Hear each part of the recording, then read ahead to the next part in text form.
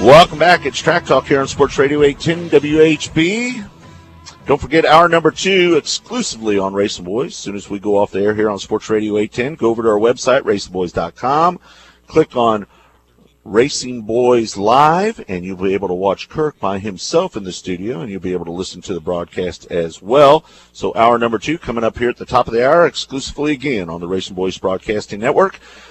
Kirk had a chance to go out a little bit earlier this week, Kirk, and Legoland. First of all, this is a promotional event that was put on by Kansas Speedway, and lucky enough for them that they had last week's winner, Brad Keselowski, out there, huh, Kirk?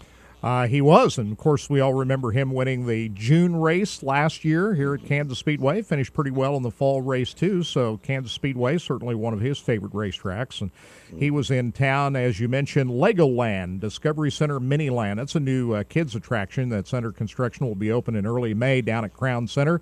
And they built a new Kansas Speedway model that was on display. We have a photo up on RacinBoys.com you want to go take a look at. Did a really good job of that. And he built a Legoland race car and did some racing down there on a like a soapbox derby style track down at that new Legoland Center. So, but anyway, while he was down there, I had a chance to visit with Brad about his win at Bristol and about coming back to Kansas Speedway. First, big win at Bristol Motor Speedway, his second in a row. Well, you know, we've got a good handle of Bristol with the two team, and it's a track that I feel like when I go to that I understand very well what I'm looking for out of my car, out of my team, and we're able to get the job done. So certainly you got to execute the weekend. A good car by itself is not enough to win. You got to have great pit stops and got to make the right moves as a driver on the racetrack. And we just executed at a very high level this past weekend at Bristol and found ourselves in victory lane. That kind of all got started at Kansas Speedway last June. How did that propel you to such a great season? Well, you know, our season from a winning perspective did get started at Kansas in June of 2011, and I think it really propelled my team because of the confidence that everyone started to rally around each other, especially my crew chief, Paul Wolf. And, you know, he just started to get the job done and continued to make my race cars better from there and out, and made my job a lot easier, and I think we all started to believe in each other. Kansas Speedway, it'll be a lot different in the fall than it will be here in the spring when you race out here at Kansas Speedway. Talk about this particular racetrack and how it suits your driving style. Well, it's got some unique qualities to it, and certainly when the sun gets on it, it can be hot and slick. But for some reason, we've been very good here, whether it's my driving style or car setup. Maybe it's a little bit of both. And I enjoy coming out and hope I have an opportunity to pull off a win. What is it like driving for Roger Penske? Well, he's a great guy for sure, and he's taught me a lot personally. And such a legend in the sport. I just want to get him that first Cup championship. You know, he's done almost everything else in the racing community, so you know, it's certainly a challenge for me personally to get that job done. But he's a great guy to do it for. You were able to make the chase, and you performed in that. What did you learn the most in that experience of going through the chase that'll help you out for this year? Well, the chase is a unique experience for sure. It can be very, very pressuresome, and we made our way through it. I felt like fairly well. Obviously, could have done a little bit better, but anyone who didn't win the championship is saying that. But I felt like we did very well for our first time through it, and I feel that much more confident going into it a second time that we can do better if we make it.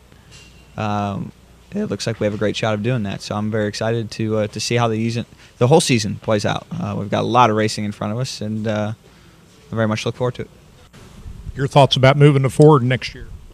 I look forward to 2013. I think the Ford race car is a very competitive piece. I think it's going to be even more competitive next year with the new car that's being rolled out across all the manufacturers. So, you know, I know at the very top level that Ford is as engaged as any other brand, if not more. So that's what we need. That's going to be great. You got a new teammate this year, AJ Allmendinger. Talk about that relationship with your new teammate. You know, AJ is he's just full of energy and excitement for everything he does, and I know he has the passion it takes to be successful. And so I'm hoping that we can all harness that and make the most of it. Time will tell how it develops. That is Brad Keselowski, and again, he was in Kansas City this week, and tickets still available for the NASCAR Sprint Cup Series STP 400 weekend. Just go to kansasspeedway.com or give them a call, 866-460-RACE. And it's coming up quick here, Scott.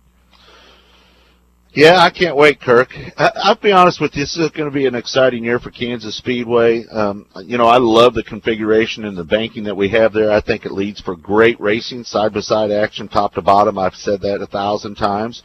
Been a huge supporter of the facility. But with that being said, always looking forward to a little bit of change. And, the fall race is going to be so much different. It's going to be exciting to see what it brings to our racetrack there. I hope it leads to side-by-side action right off the bat, because it took a couple years. The first 2 years at Kansas Speedway, there was this negative stigma attached to it that it was one lane, no passing, no side-by-side racing. But after we wore out the bottom, or after they raced out there and wore out the bottom, they started to work their way up the groove.